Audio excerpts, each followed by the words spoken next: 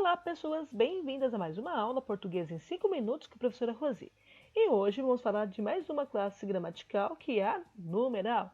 E o que o numeral faz? Bom, numeral, como o nome já diz, são números, né? Então ele vai contar, ele vai pôr ordem nas coisas, né? Vai mostrar a quantidade daquilo. Então esse é o papel fundamental de um numeral dentro do texto, tá certo, pessoas? Ok. E assim, como ele conta, põe ordem, o que ele vai fazer, né, em relação a isso dentro de um texto?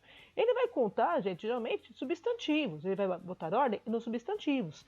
Então, ele vai acompanhar os substantivos.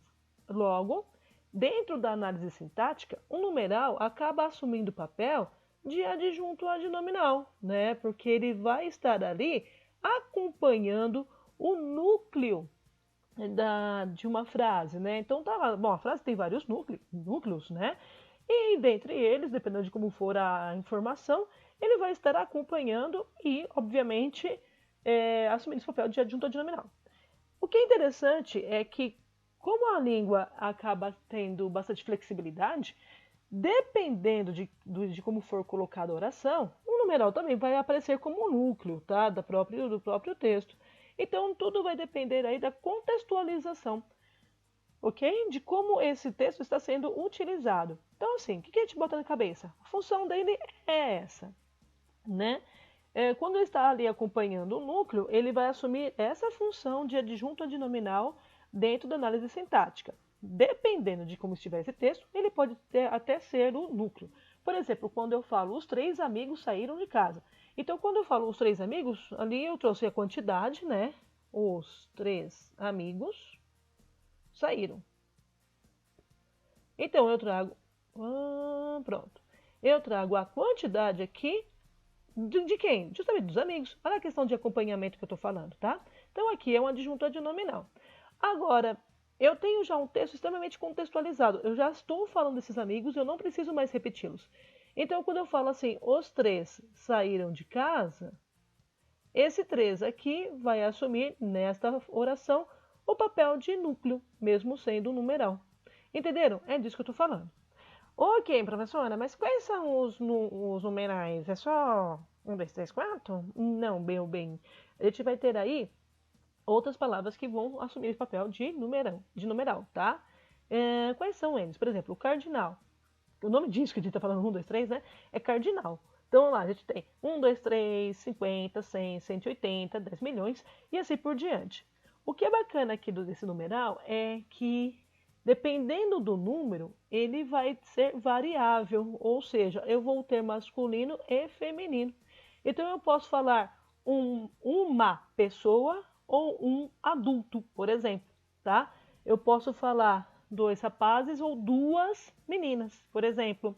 Então, é variável. Ao contrário de outras classes que nós vimos, como a preposição e a conjunção, por exemplo, que são invariáveis, tá certo? Bom, o ordinal, primeiro, segundo, terceiro, quinquagésimo, que é o número 50 aí da lista, o quintagésimo terceiro, nossa, mano, isso aqui é grande, hein? Então, vamos colocar ordem nas coisas. Aqui também é variável, tá? Que bacaninha. O multiplicativo, quando eu quero falar do dobro, do triplo, do quíntuplo, né? Vou usar essa ordem aqui. E o fracionário, meio, 1/3, metade, gente, é bacaninha porque a palavra metade é um substantivo, mas dependendo do contexto, vai assumir o papel aqui de numeral, tá? É fracionário. 1/10. A palavra meio, por exemplo, também vai ser fracionário. E aqui, no caso, também vai ser variável enquanto tiver com papel de numeral. Meio, meia, tá? Então, a gente consegue... Meia entrada, né? Então, a gente tem essas observações em relação a essas palavras, tá certo? Basicamente é isso. O que eu queria trazer também mais para vocês, que é interessante, é sobre os números romanos, né? 1, 2, por exemplo, que a gente coloca assim. Na leitura dele, dentro do texto. Porque dependendo do posicionamento, a gente vai ler diferentemente. Por exemplo, quando eu falo de século, né? Eu coloco lá século 13. Então, eu vou ler isso de forma cardinal, né? Tanto que tem até gente que coloca assim. Eu acho esquisito, mas eu escrevi 18 e coloquei... Nossa, gente, vocês perceberam que horror, né? Então, ó, vamos lá. 18, professora. Eu falei 13, escrevi 18 e coloquei 13. Então, não. Olha, minha professora de história vai me matar. Então, vamos lá. 18. Então, eu coloquei o numeral aqui, né, cardinal, para poder ler esse número. Mas, por exemplo, quando eu falo do Dom Henrique, né? Dom Henrique ou Dom Pedro. Dom Pedro é melhor, né? Dom Pedro, olha isso. Dom Pedro, aí aqui eu coloco com leitura ordinal. Dom Pedro II. Entenderam? Que interessante, né?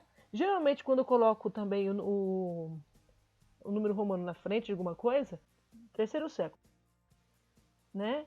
Se eu colocar na frente da palavra século, aí fica como um terceiro também, fica ordinal, né?